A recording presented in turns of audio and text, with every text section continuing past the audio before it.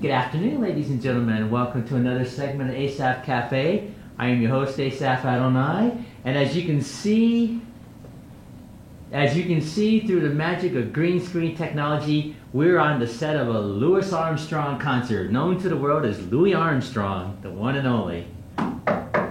Come on in. Welcome to ASAP Cafe, or ASAP Cafe neighborhood. Hey, come on in. Hold on a second. I brought a little bit of treats for myself. Good for you. Good for you. I stopped by one of the cafes and I decided to be like, yo, what's up? You can scoot in just a little bit closer. A little bit more? Way, Yeah, there's ottomans there. And there we got our cloth there, so you're there. So let's talk about the band. Whose band is this? First of all, let's introduce. This is Mr. Scott Ramp. He is Hi, the everybody. host of Wake Up Missoula. Yep. And he's joining us on the cafe. This here, we're on the set of Louis Armstrong. Nice. Perhaps one of the greatest trumpet players that ever lived. Yeah, and he was like one of those trumpet players who are just like, a lot of the famous musicians are just like, you're doing it wrong. And Louis Armstrong's like, quiet. Yeah. As long as it sounds good. That's it. And, when I was in high school, they had a sign in our band class that said, due to the shortage of trained trumpeters, the end of the world will be postponed for 3 months. And I think A little bit Louis of band Armstrong- humor right there. Yeah, band humor. I think when the world does come to an end, they should probably have Louis Armstrong playing. Well, when the world comes to an end, it'll become to a screeching halt, but the screeching will be the trumpets. Yeah, so they probably have Louis Armstrong playing, He can but, play a high C. It's like, yeah, totally, dude. No, he was. Have you've seen him? Oh, of course. Yeah, I mean, He's a singer, performer, all around great guy. but they had some clips of him in the 1930s when he was young. So much stuff. A Yeah, lot of stuff. he was- There was a video of, it was like in the 50s. It kind of looks like it was like I thought it was like a Disney collaboration.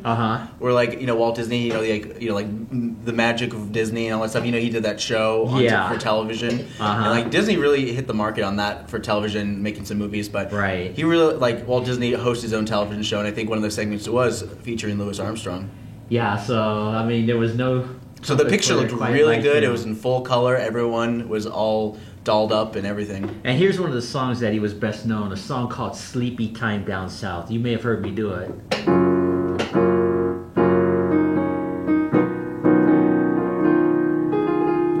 Remember the song? Sleepy Time Down South.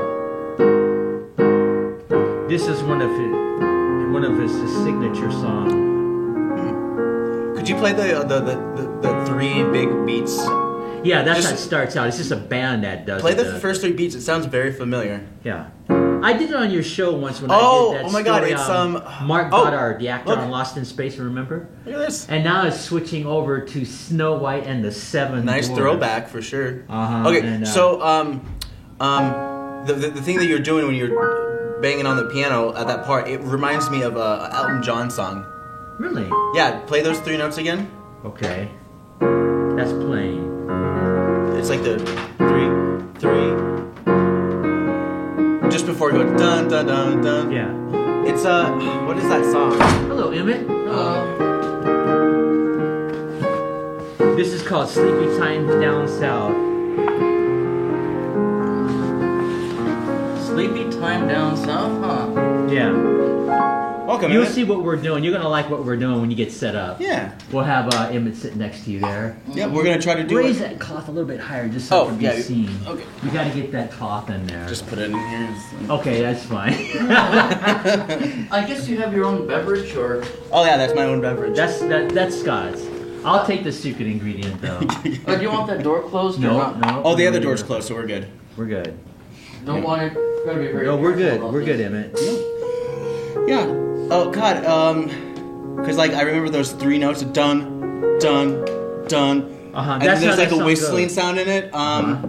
It's dun na na dun na na na na na dun na na na na na. Yeah, I can't remember the name of the song, the Elton John song, but I know what you're talking about. Benny and the Jets. Yeah. Dun, that's dun, right. dun, dun, Ba- dun. so Yeah, I the remember first that. three Dun, dun, notes. dun, yes. Those three quite chords well. the three chords that you Something jammed at the like- beginning, it sounds like exactly like Benny and the And I Jets. don't- Yeah, remember but that is where- how Sleepy Time Down South starts out. It just literally starts. And I Right? Doesn't it sound like Benny and the Jets? Yeah, now that you say that. Yeah, right? Isn't it crazy? And we'll have you get in just a little bit closer, don't worry. And I don't remember where I heard that song, but I heard that song somewhere, but I don't remember Well, where. okay, Louis Armstrong that was one of his signature songs, Sleepy Time Down South, as a younger man. And all throughout the 60s, he always sang that in concert. And then, as he got older, it became A Wonderful World. Oh. And for many of you out there who don't already know, is that Emmett's quite an internet meme, as the kids call it now. Oh, yeah. Over 500,000 views and counting for the Oops by Anarchy symbol. And I didn't even intend to go. Thing is, that was one of my first episodes. Yeah. And thing is, it wasn't taped. I didn't think to tape it. And then the full episode of that Yes. Oops by Anarchy symbol, we have the full version on MCAT's Wonderful. YouTube channel, and that has almost 10,000 views in the whole hour. Thank God. Emmett, Yeah. we just started, so you can start us off. I honestly think that Emmett should be an internet personality. He has such a big If it personality. already hasn't happened. Yeah. Heavenly Father, bless our soda pop, our secret ingredient, time together in Jesus' name. And now this is Louis Armstrong. He's the king of easy listening, the king of the trumpet. Wait. It's Lawrence Welk who's the king of easy listening. Louis Armstrong goes way back to 1933. Yeah. I would still consider Lawrence Welk the king just because he was more well known. That's in because an that's orchestra. in your time, but to the world, Okay. Louis Armstrong cracked the door open for everybody. Yep. Yeah, I mean, like we're talking. Yeah, there's a big series of PBS documentaries that I watched when I was in high school, and Wynton Marsalis is one of the experts. Yeah, I talking think about I saw it. that. Yeah, I liked him I liked Wynton Marsalis on Facebook. If you like Wynton Marsalis on Facebook, he does a lot of live performances through Facebook. I'll have to check that out. And it's totally worth checking out. Just like if you're a jazz lover out there, and you like a lot of times he has like live from Carnegie Hall. He's had all these big shows just like streaming on Facebook. Right. And it's for anybody who just wants to just now let's catch him up to date. The man with the horn. There's a famous song called "The Man with the Horn." You knew that, didn't you? No. I Well, did not know. anyway, that was Louis Armstrong. You'll know him when he was older, when he did A Wonderful World. I love that song. I have it recorded on tape many times because it's been on easy listening. Well, that was Louis Armstrong. And I have the that did original that. version that's been played on Toddler Tunes late at night, the slumber set. I love that. But Louis Armstrong goes back to the 1930s. He did a song called Dinah, and he did a song called On the Waterfront. Don't know those A either. very young Louis Armstrong, younger than this photograph here that we're on. But the world will remember him most here, overall, as far as this part in his life. This was around the 60s. What was the band that we used to be part of? Well, the original band was the All-Stars, Louis Armstrong and the All-Stars in the 30s. But then it just became known as the Louis Armstrong Quintet, because he was in the big band he was the only constant with a rotating amount of people. That's correct, because in the 40s they had the big band, you know, they had Glenn Miller and all that. But when rock and roll first came out with Buddy Holly and all that, because wasn't a lot of them fell out of the wayside. Wasn't Louis Armstrong like the pioneer for like the slow? Yeah, he jazz? was the pioneer for everything. Bebop, jazz before it came out, regular, easy listening music. Fascinating. And then of course Big Band Jan, Big Glenn Miller Band, and all that Louis stuff. Armstrong cracked the door open for everybody because, and even in the racial sense, he cracked the door open for everybody. Wonderful. Yeah, Wait, I thought the racial door was cracked by Martin Luther King Jr. No, that was the Civil Rights era. Yeah, but the Civil Rights era was the before 60s. that, Louis Armstrong, through his music, he was also an ambassador to the world. Do you think that without Louis Armstrong, we would have a civil rights movement? There probably would be no would be civil its rights own way. movement without Louis Armstrong. You know, in a lot of ways, sense. no. Without Gandhi, there would have been a civil rights movement because Martin Luther King draw inspiration through Gandhi. Yeah. So those two pillars. But this also, goes, and then this is switching back from Louis Armstrong in concert to Snow White and the Seven Dwarfs. So our 3 minutes are up. We got to talk about Snow White now. Snow White was the very first feature-length animation ever. And it was Walt Disney who made it. He wanted to make people sympathize with a non-human character, like an animation, like to see if people can react and get scared and get sad because of it. And He did it. Like, when Snow White dies. Yeah. I did see Snow White and the Seven Dwarfs many times with my mother. Yeah, this is the original Snow White and the 7, 8 years old. Dwarfs. That's what I saw. That's Because, what I honestly, saw. it's a kid's movie, but then, like, the terror of it all, like, she took a bite of the apple, you don't see her fall on the ground, all you see was her hand at the end with the apple fall from there. That visual right there is, like, one of the most striking visuals of... Oh, yeah, it was. And it's he was groundbreaking Walt Disney in his time. He was. And he really wanted to break into, like, live-action type movies. He did. But he was always known as the guy who broke through animation. You know? So he made a lot of milestones back in those days. Because I watched the Walt Disney documentary about him, how he really worked a lot, and he made a lot of his workers work even harder too. It seems to be the case a lot for sure. Especially now that the animation's kind of shifted from like hand-drawn animation to CGI. Graphics, super like technologies, very detailed laser beams, that kind of stuff. Like back in the day, it's just like, oh, it's just like a red light that just shines through. Yeah. Nowadays, it's more like just like you see like the extreme details in just the laser shot, which is pretty cool, don't you think? Yes, but I have a question. I just realized, where's our table? We're not using it today. Why aren't we using the table today? I told you he'd freak out about the table. I just wanted to try something different with these. Oh, okay. For today. Yep, the nice ottomans. I'm surprised I even just recognized it now. I got 12 and a half hours sleep last night. I don't know why I'm not more wide awake. Well, you know, I've had moments like that. Too much sleep causes restlessness. I love sleeping. I need to sleep. I've had moments like that where I've slept Usually, for like 10 hours or more. I mean, usually you're supposed to wake up naturally. You're supposed to like. Yeah. And I did. Do you wake up? Do you actually sleep the solid 12 hours, or do you sleep and you wake up and then you go back to sleep some more? I wake up and I go back to sleep some more if I have to use the restroom or get a glass of water. Yes. Usually what you're supposed to do is when you wake up and you're just like, you're supposed to get up, and then the rest of the day is usually a lot better because your body is already acclimating to waking up, and you forcing yourself to go back to sleep again is forcing you to bring yourself back down. Well, I mean, I would go back to sleep, but I woke up without an alarm clock, if that's what you mean. Yeah. And sleeping is basically a human adaptation, so we don't have to eat as much. No, it's very necessary. As a matter of fact, I did a show about that. I did a show about sleep deprivation, how it's necessary you get sleep. You can't get enough sleep. You cannot get too much sleep. You must sleep. Because the average American spends 4 to 5 hours a night sleeping. No wonder we have so much evil and people cannot concentrate anymore. That usually has to do with REM sleep, like rapid eye movement. Yeah. Well, we don't sleep for 5 hours with rapid eye movement like a big movie, but just I'm gonna throw it over to Star Trek episode, The Next Generation. I saw that. Remember that one where they're sleeping? Every time they would sleep, they could not do it because they got infected and they could not do the REM sleep. Yeah, I mentioned that on my sleep, show. But they could not. I mentioned that on my show. I talked about that on my show, yes. And a lot of times, you only need 4 to 5 hours of the actual good sleep compared to the sleep of trying to sleep, waking up in the middle of the night, going back to sleep, because it usually takes like an hour and a half for you to actually fully immerse yourself into those. It's a healthy sleep, because there's a difference between unhealthy sleep and healthy sleep. Yeah, and I had dreams that didn't make any sense. I lost everything. Well, usually I kept putting everything down, and I lost my glasses at church. I had a really, really creepy dream. It's like extremely just like disturbing and very just I've had those many times. Super crazy. Like, yeah. It was it really hurt me. Yeah. Psychologically for sure. Man. Yeah, sometimes nightmares can be just really terrible. Oh yeah, But it usually happens because I do work in an after school program with kids.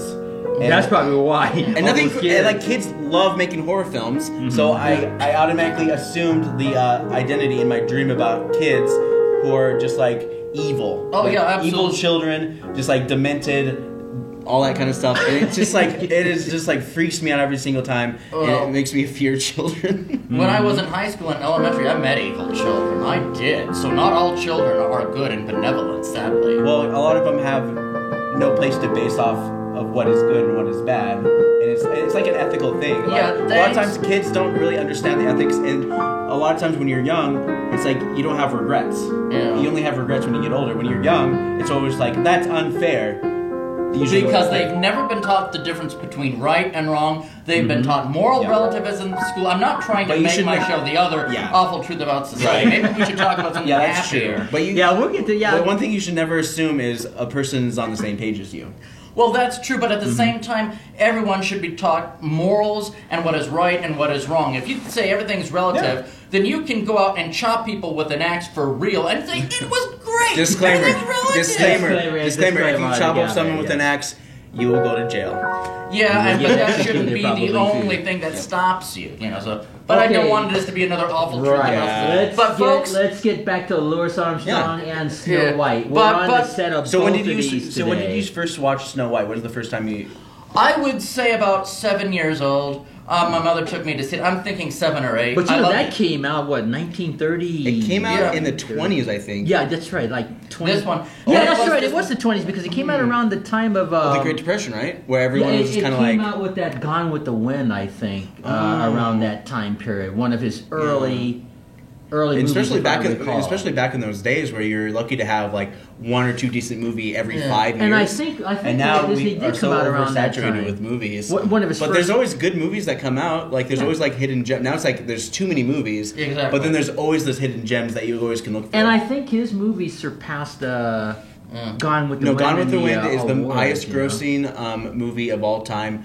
If you add inflation to today's standards. Okay, Because that's what they're always trying to do is like, based on the money then, it's definitely the highest grossing movie with inflation, not compared to like the movies now like Titanic that came out in like 99 or whatever. Because that made like over $1 billion. The first movie to actually make the B word movie. Yeah, because the thing is, in Tucson, Arizona, was such a big city, they would show movies like this, even from the 20s or 30s. I saw Fantasia as well. Yeah. And so Tucson was very diverse as far as movies. It wasn't just the old new movies. Yeah. They would show movies and Fantasia classic movies was like a good this. way to get kids who love cartoons and all that stuff to get into Classical music. Yes, indeed. It's very Well, good. that's what they Symphonic. do with all the cartoons like Bugs Bunny, and they throw all that classical stuff. Normally, with the piano, it's the Hungarian Rhapsody, Franz Liszt and Hungarian Rhapsody. The song that goes like this.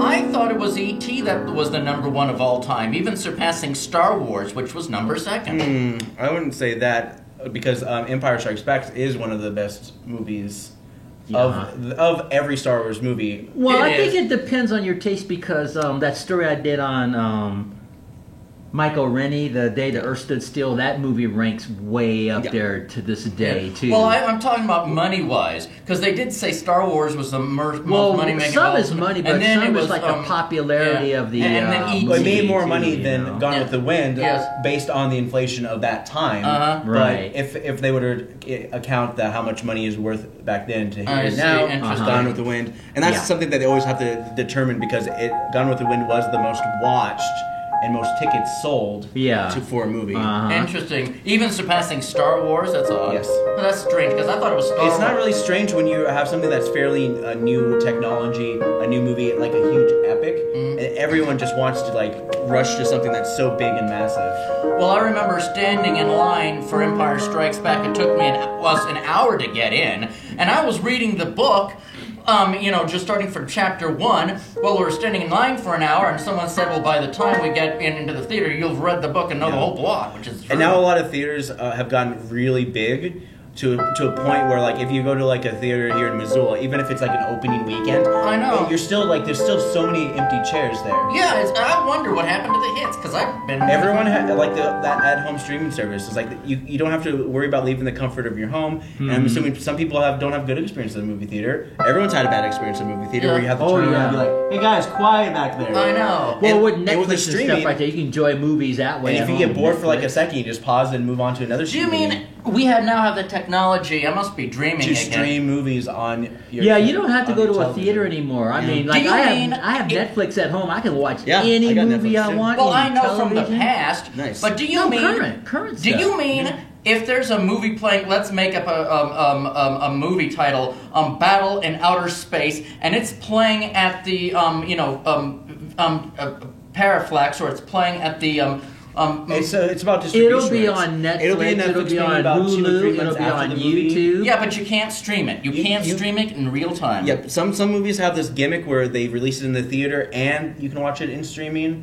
Because I think they did with the new Aquaman movie that just came out. And Star Trek, the new Star Trek too. The CBS Star Trek. I think you can do that. That's its own streaming service. So a lot of television stations are being like, "Oh man, Netflix is making a lot of money off of a lot of our own properties and movies. Let's keep all our stuff in our channel and make people pay for the streaming service." And so they it's charge basically like cable, but internet cable. And they charge like $2 a movie. Like the or whole something concept like of like that. television is kind of shifting to more like streaming services, and in the long run, it'll probably be like everything will be streamed, but it will be basically no one will really notice because it's like cable. It's like all the streaming services will be like, okay, let's actually synergize all these streaming services, and then you buy like maybe $49 a month, and you can have Hulu, Netflix, CBS All Access, Disney Plus, and then they just act as different channels of the streaming service. Are you saying though that it's kind of like a pay to play? Sorry. Yeah. Are you saying that if the movie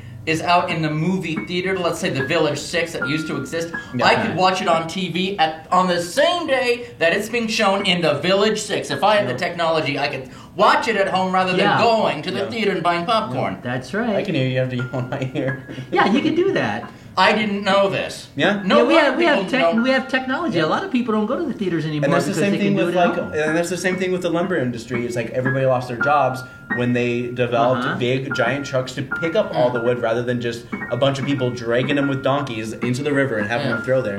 Curtain. Now it's I just can't believe it. Well, I've never heard of a streaming service where you can sit at home on your TV and watch a movie that's being played at the Village 6. One of the Oscar contenders of this year, a movie called Roma. It was on Netflix only. It wasn't even in the theaters, and a lot of the theater. Yeah, I heard about that. A lot of theater people were just like, because we were there. Yeah. We watched the Oscars together. And one of the things was just like, well, if it didn't get a theatrical release, it doesn't deserve to be in contention for the Oscars, which is unfair because it's not the Oscars don't get to dictate how the art is released. Right. It has to do with the art. And if it's a good movie, it's a good movie. Yeah, Scott and I were watching the Oscars just like this when year. I thought you said you didn't watch the Oscars. I normally, but Scott came over and I made an exception and we watched it. One of the things you should always remember about a movie is that bigger isn't always better. Right. Better is better. That's what you think about. Well, I saw the Oscars this year. I told about this year's Oscars last year. Yeah. I hated this year's Oscars. Like I was telling Asaph. Everybody hates the Oscars. Everybody's judgmental of the Oscars. But I used to love the Oscars. Well, what I dislike about it is when they get all political, Rich people. That's what I hated about it. When they start throwing their political agenda, I think that's an inappropriate time. Yes, well, they were very tongue-in-cheek about the political agenda. Everyone kind of kept it under wraps. There wasn't kind of major statement about being like, the politics are terrible. It was like, when aren't the politics terrible? But the movies were so political and politically correct. I knew who the best movie would be. Which movie was political? It's the only movie I can say was Vice, which is about Dick Cheney. Yeah, but I'm talking about politically correct, not political. The green tapes or the Green Book. I never saw that movie. Nor did I, but I knew it was going to win because it was about racial relations and it was. Well, the Green Book was a book that was written about during civil rights during Jim Crow laws, and the whole point of the book was to basically determine which communities were safe for black people to travel through. Yeah, because it's like this one time, stay away from it. You'll be lynched straight up, no matter what. Like African American performers didn't have freedoms to perform back in the 60s, and even before that. Have you ever heard of the Chitlin Circuit? Ray Charles refused to perform in Georgia because of racism. The Chitlin Circuit was like in the 20s or something, where they had. It was called the Chitlin Circuit, where only African American performers could perform through that because it was safer for them in that time period. Yeah. In that time period, around the 20s or 1910s or 20s or whatever it was. And in the 60s, of course, when they were starting to fight for freedoms and stuff. Like, for example, Sammy Davis Jr., you remember him, don't you? Oh, yeah. And you know how he hung out with Sinatra? And there was an incident, I think, where Frank Sinatra was performing in Vegas at one hotel, and yet even though Sammy was drawing the crowds, they wouldn't let him go to the front door. He had to go to the back, and Sinatra said, Yeah. He's performing with me. and if Sammy don't walk through the front door, I don't sing here. And of course, everybody changed their attitude because they want Frank Sinatra to sing. You never say no to Sinatra. No. He had ties with the mob. Well, I don't know about that, but I'm just saying that his influence. He totally did. His influence with, just the civil rights thing. He was very instrumental, Frank Sinatra. Yeah. Oh, yeah. Because he was bringing in... He had so much power, people. and nobody wanted to push him at all. Even Kirk Douglas from Spartacus, he advocated for the art, for the Hollywood 8, the ones who were blacklisted writers who were in the Communist Party. And he was just like, you know what, I'm a big enough star, I can support this writer, not because he's a communist, because he's a good writer. Yeah. And but that's what they did. Spartacus was written by communists. And there were a lot of, not only African-American people that passed, but even the white people, as far as Hollywood, that lend their support to civil rights. And Harry Belafonte, for example, the Cinco de Mayo, and Charlton Heston, Planet of the Apes. Yeah. He lent his... that is a great... honestly, Planet of the Apes is like a politically correct kind of movie. It really wasn't at that time. I mean, the Green Book was much more politically correct. Honestly, but there was racism between the chimpanzees and I know the apes hated humans. Apes were just like humans are savages. Right. Yeah. So but the Green Book was even more politically correct, and I knew it would win. I knew it would win when I called it. I know it's going to be the Green Book, and it did. But you didn't watch it. I did watch the Oscars. I told you. No. You didn't watch the Green Book. No, I never even heard about it. I had never didn't hear about it either. The Green Book. But you probably I don't know what this movie's about, and it's like what we've been discussing is like the whole point of the Green Book is to where black people can go into communities and feel safe. Yeah, that's the point because, and I'm old enough to remember a lot. It's basically of that a hitchhiker's guide to the racist South. Oh yeah. Yeah. I wouldn't live in the South in 2019 if they gave me a free house. And I'm not trying to pick on the South. Yeah. There's some wonderful people. I have some relatives there, but I've been to Georgia. They took me on a tour of a plantation, and the hairs just stood up. Good point. On and this was in the Atlanta area. They took me through they drove me through this plantation neighborhood. Good point. Where they had these big houses like Gone with the Wind, and you could just feel the hair stand up. But I knew I was going to be safe with the people that were giving me this tour. This actually happened like a few years ago. Yeah, the fact that they keep a lot of those old plantation buildings still up, it's kind of an insult in a way. Yeah. Yeah, and then when I went to the Atlanta area and they had the Confederate flag waving with the American flag at the Atlanta State Capitol. Do you know any other stories about Louis Armstrong? Yeah, I know a lot of stories. Yeah, let's talk about them, yeah. But anyway, well, let's wait till You mean there's still racism in the South? No, not to the degree like in the 60s, but I'm sure it exists in small circles. Yeah. I would not be that naive to say that you can go to the southern states and not have it. Amazing. Yeah, it's like nowadays you can't be openly racist. That's just kind of like the thing because a lot of people are just like, They still show. I still watch Heat in the Night. Those really old reruns. Oh yeah, Heat of the Night. Oh, jeez. Yeah, I watched They Carol call me O'Connor, Mr. Heat of Tibbs. the Night, that TV show based on the movie with Sidney Poitier. And you remember I did that story on your show about Sidney Poitier? Yeah. And we were talking about, what do they call, that's a funny name, what do they call you, up north exactly. where he's from? They call me Mr. Tibbs. I don't know if you ever saw that movie. Yeah, I've heard of it. The original Heat of the Night. He's just there. Virgil Tibbs is a detective private in a detective. racist South. He's trying to do his job, and the cops down there aren't making it any easier on him. Yeah. And the reason he was there is originally he went to visit his mom who lived in the South. And he gets pulled over, and because he was black, they thought he was up to something. They didn't realize that he was a detective from the North. Yep. So when they take him to Chief Gillespie, who finds out he's a detective, they say, can you help us with this case? And while he's trying to help him with a case, they're resisting him because he was black. But he was skilled. He was more skilled than the police department in the South because of the technology they had then. So he was solving this murder, and then he figures out that the police chief and the police department were on the wrong path, and he was trying to help them. And it was the wife of the murdered man that told the police, you need to listen to this African-American detective. He knows what he's talking about. He cares.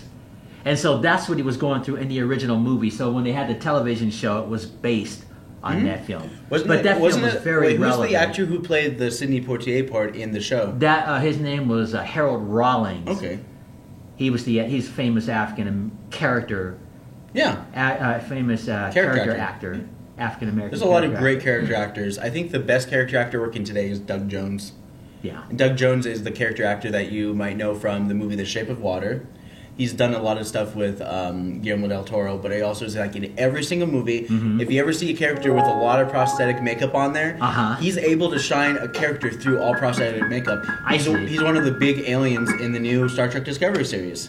Oh, okay. Yeah, okay. They give him platform shoes, make him like 6'6".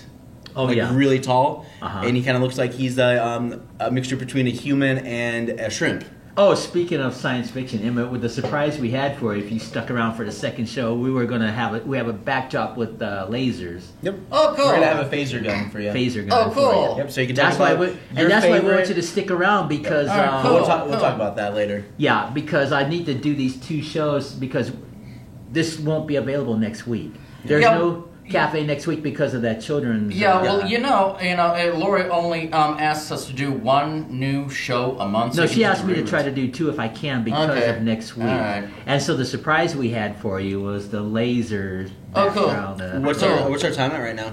Oh, you know, we've already done over 30 minutes, like 35 minutes already. This goes by so quick, you know. Mm-hmm.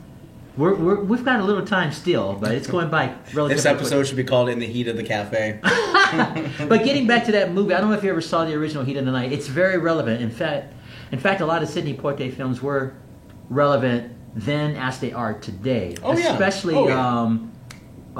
Guess Who's Coming to Dinner. That's the nice thing about That's probably the most relevant one today. That's the nice thing about a lot of older movies. If you really watch them, especially if they don't have like a huge timestamp on them, like it's like something that's like of its time. Well, you know, like let's talk about time, interracial relationships for a second. I have nothing against interracial relationships, but I would recommend that everybody watch that Sidney Poitier movie, Guess Who's Coming to Dinner, before they get married if they're an interracial couple. And the reason I say that is because this movie dealt with the reaction of family members on both sides, the black and white side, and it covered the friends.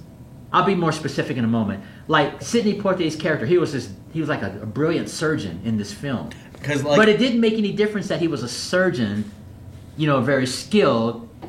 He was engaged to the white girl, but the father was rich himself, and he had trouble accepting it at first. And the friends in her world, there's a lot of people just like this game acclaimed to Sidney Poitier, and like a lot of people, everybody from across the spectrum loves Sidney Poitier. Yeah, and he was making some relevant films. But what was interesting about that film was when they got to the African American side, when Poitier's character introduces the white girl to the family, the father freaks out. I didn't raise you to be dating no white girl. And he's like, Dad, I love her. And they had a scene where they had a conversation with his father in a loving way, but they were arguing. And Poitier's character tells his father that he doesn't owe his father anything. It was his job to raise his son, even though his son was a doctor. Because the father had the attitude like, you owe me. You shouldn't be dating that white girl. I don't owe you anything, Dad. I love you, but your job is to raise me or whoever. So just food for thought, you know. Yeah, that's it. It just had some pretty good messages. But another good movie too is like Get Out, which is it's like Guess Who's Coming to Dinner meets Stepford Wives. More it's modernized. Very horror. It's very horror, but there's also a lot of allegories towards racial relationships and everything like that. But see where I'm going with this is it shouldn't matter what creed or nationality or what it should not matter. And the same thing with like go ahead, Evan. I have a question though. If it was dangerous for African American musicians and singers, was in the past. Then in the past, how did we even have African American musicians like Louis Armstrong? Because they had trailblazers. They were I can answer that. First, Louis Armstrong was an exception to the rule in a sense, because in the 30s, his style of music with early jazz before bebop came out reached the white and the black audiences. And it was like kind of paving the way. Way before Miles Davis came out and all and that. I hate to say this, it was especially a lot easier with radio. because Yeah. most people didn't see who was playing Good and performing. point. That's correct. And so when they had the person come on, like Stage, it was like and you basically can guess see who's them. coming to the music venue. That's correct. It really was, and like it was such a like it's such a everyone loved the music. It was such a young person music too, and it had so much life because other than that, everyone was listening to folk music. But see, and Louis Armstrong would travel around the world as the ambassador of music. But when he realized the racial tensions going on in the United States, he would cancel concerts overseas and stuff like that, and not perform there while the U.S. is acting crazy in that time period. Yeah. There was a lot of that going around. I mean, like a lot of that, Stuff a like lot of that. civil rights, especially even before the World War too, Mm-hmm, because it's like oh we'll keep that on like the back burner, like we'll just like we'll Yeah. deal with that later. But we're at war, Right. Everything else doesn't matter at this point, so everyone's kind of focused on. But the even war. during the World War II, there was Oh, yeah. tension Oh, between God, black yeah. and white, even though There was they were s- fighting on the same side. It They was were so weird still because- doing that. Because the Civil War, they had black people in the war. Yeah. World War II, they had black people in the war. And then World War II, it's like they had a policy that says no black people can be in the Navy. Like Yeah, and they had it or- where even though black and white were fighting together, it was still segregation oh, they were among the extremely U.S. segregated. Because I did a speech years ago, and there was a woman in the audience who was actually married to one of the original Tuskegee Airmen people. And real, this is way before I moved to Missoula, and I got to do the speech because I was covering Harry Burleigh, who was a famous African American opera singer of the early past, who was overshadowed because he was African American. So I did a. This was during the Martin Luther King. I did a But speech what about on the other that. African American performers that we don't even know? People who are also doing jazz. How would they have survived being on stage or traveling wherever? Because even in the past, even though they were performing on stage, they still had to go to the back of a hotel Yeah. to walk in, or a restaurant. People like Lena Horne. You remember Lena Horne? Stormy Weather. No. Really good-looking African American singer of the past, and she just did a lot of those songs. But answering your question, even though they were doing major concerts like Louis Armstrong, they still had to walk in the back of a restaurant until the '60s when the Civil Rights Movement came out and they started resisting that. This is fascinating, absolutely fascinating. See? Even according to Mr. Spock, unexpected. I'll tell you why. Because have you ever seen the punk rock movie Another State of Mind? I just got it through Time Bomb Recordings. It was kind of an underground punk rock collection. It showed punk rock bands in the 80s, like even but they also had Dead on Arrival. They had what was that band I love? Social Distortion. Some others. DOI, Social Distortion. In other words, on tour with the something or something bus tour. I can't even remember the Better Youth Organization. Put on to 4 punk bands touring in a broken down bus. Well, I wouldn't say broken down. Well, it was always breaking down. And how they were touring some big cities and playing. However, you saw on film, because they were just filming this practically live and putting it, you saw the discrimination against punk rockers. They had to go through the back door, just so they wouldn't get beat up by some burly bikers. They had the Social Distortion did. They got kicked out of a coffee shop. They were hungry, 2 a.m. in the morning.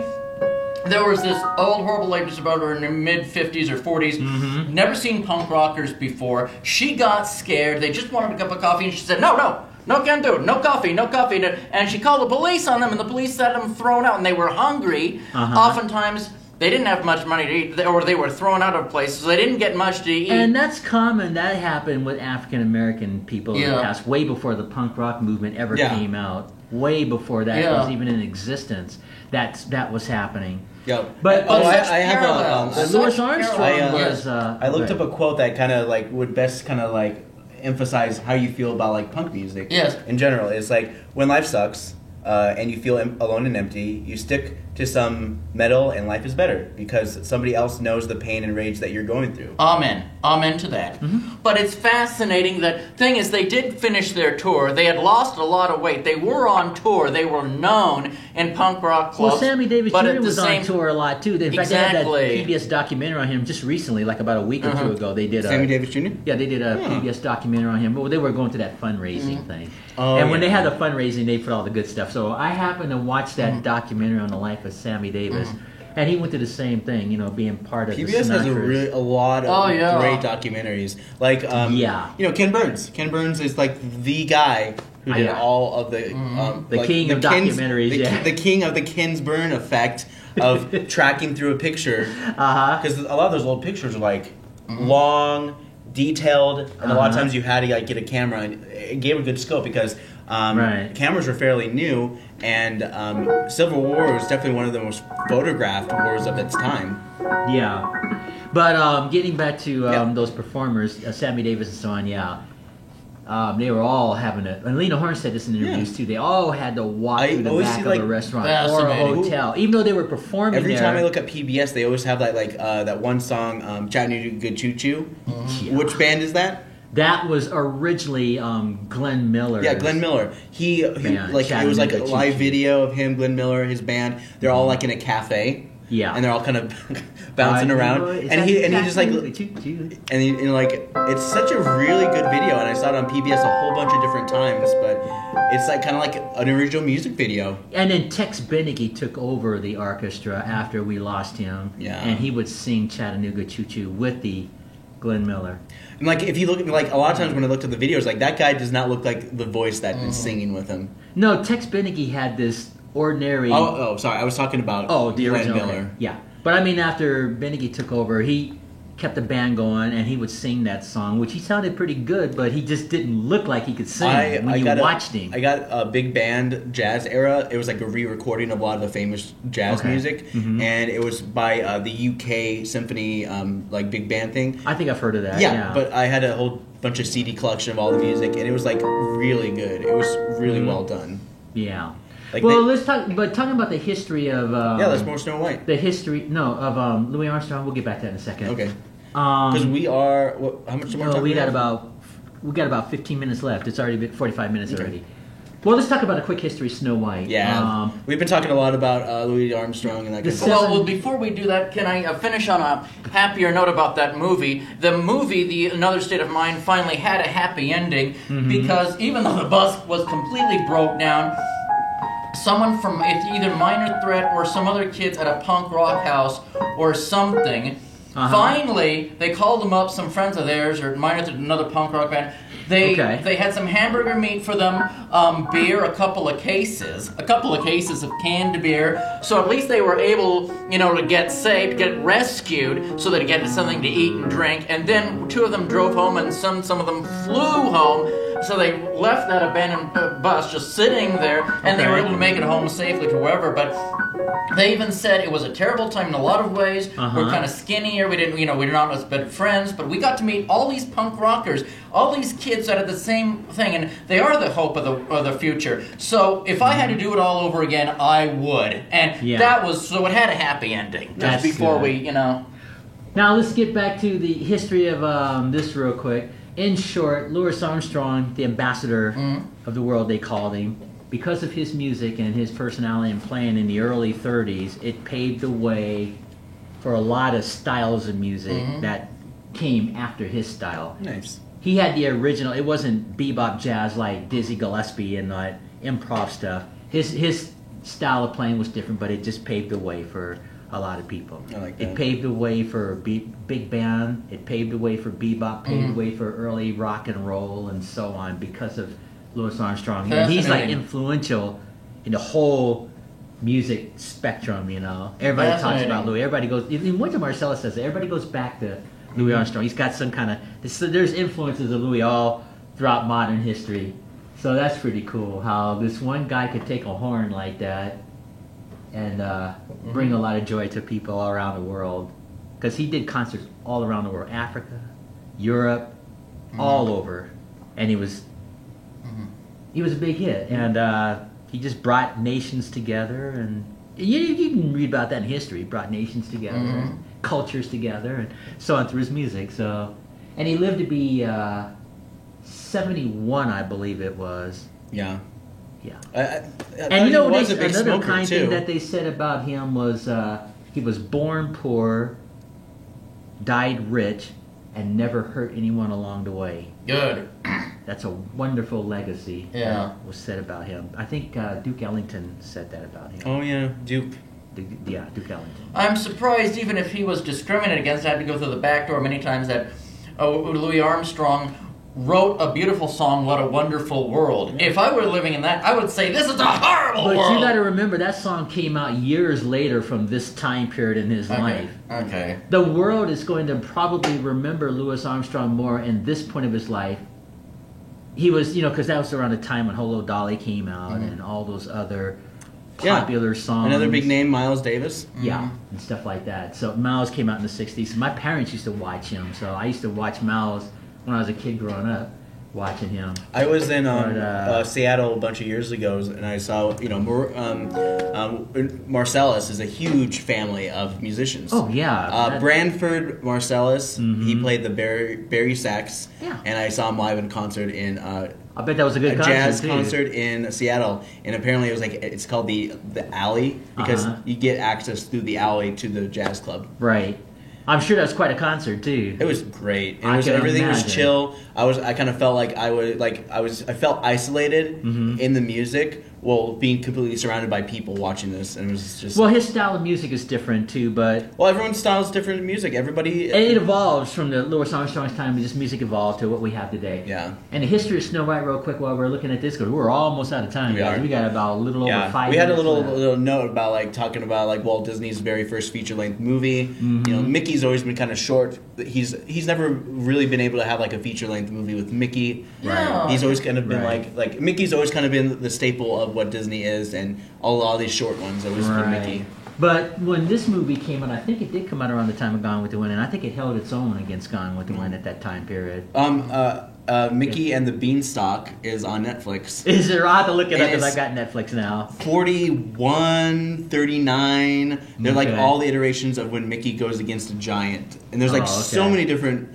It's 2 seasons. It's and each episode is completely different. He hangs out with Donald and Goofy, and they steal the harp from the giant. And the giant has apparently it's such a it's so well done, and just the look of everything is just very nice. Even old Superman cartoons are very interesting looking because they are, because the shadow play really sells Superman it. was really invincible in that time period too. Yeah, 41. Yeah. I saw some of those old ones. You know what I mean? When what did he do? The original lions, Superman. the lions that escaped from the zoo, or something about a mad scientist with a laser gun who. That's the one. I loved those cartoons. My favorite one was when he basically takes on Godzilla before I Japan made. think I I see remember that. The giant old one. dinosaur that melts. It's like because they found an ice block of the dinosaur, and then of course some robbers or whatever breaks the cooling unit. It melts, and the dinosaur comes to life and starts wrecking up the city. And Superman. I would have liked to have seen that one. You could probably watch it anytime. Oh yeah, probably. Yeah. So, gentlemen, we got about less than 5 minutes to go. I think we can wrap up. We don't have to go through the whole hour. Yeah, okay. But anyway, this is pretty cool to try something different in a cafe without the table, but still have the cloth. Yeah. This cloth has been on this show every episode for the last 4 years, so we couldn't not do this show without the cloth, even though I decided not to. Yeah, this tablecloth has an interesting history here at MCAT. It was part of the tablecloth that we used when we did First Friday here at MCAT. Oh, Well, yes. I didn't know that. I remember that because I remember the wine. And it just became a fixture on the cafe when I created this show. So, and this is beautiful Scott's work here. I want to acknowledge Scott here. Well, Snow White and the Seven you sent me Dwarfs. the photos, and I just put up And Louis Armstrong back to back to back, and then I put in the transitions to. And the next between thing there, we if you got noticed Emmett's it. lasers on. I can't wait. Yeah. See, there's another transition.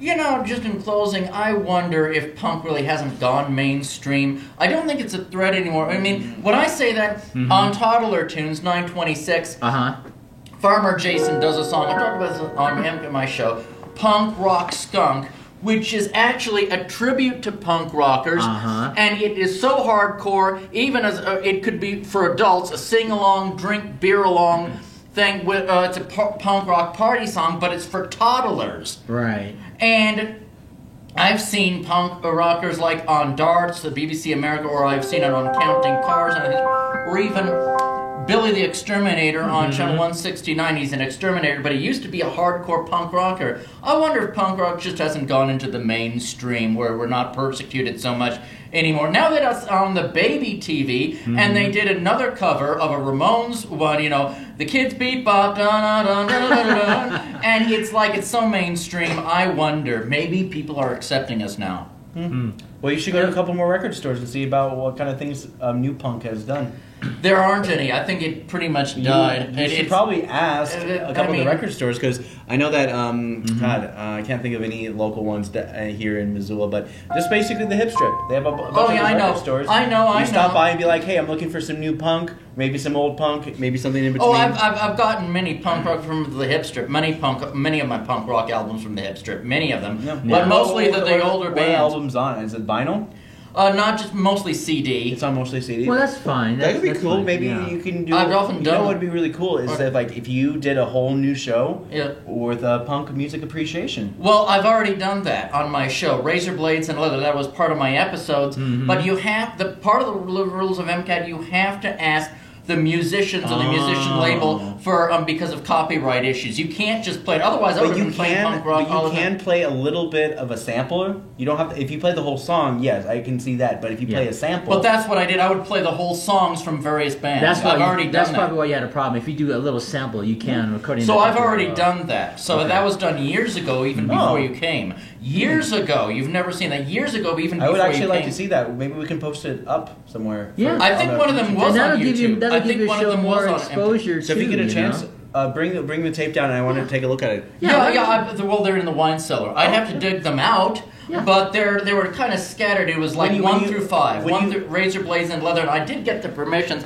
There's so many punk rock, anarchist bands or the record labels that they'll just give you permissions. Please go ahead and play this. Please go ahead. Because they want to. It's art. A lot of people want to expand on their art. But the only reason why a lot of people are just like very skeptical about other people using their art is because you're going to use it for your own gain. Right. So I've already done that. But you're promoting it because you enjoy it. You're promoting the art. Right. You're not. And I wanted to expose, show what punk rock movement was. So I already did that. Yeah, definitely. You can see them many times. Years ago, like about 15 years ago, I did that. But certainly. And on that note, gentlemen, we've got to wrap this up. So I am Asaph Adonai. I'm Scott. Host, and Scott Ramp, the host of Wake Up Missoula. He can say that. And affectionately on our further left, our aging rocker Emma. We can't leave that title out.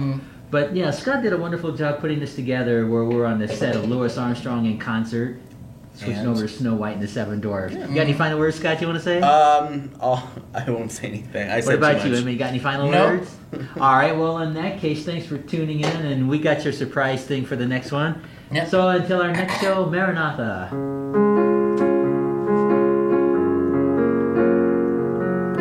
Well, I can't do another show because my voice hasn't worn out. I'm not having allergy attacks. That's what I was worried about. No, you'll be fine. Have a seat till I shut everything down.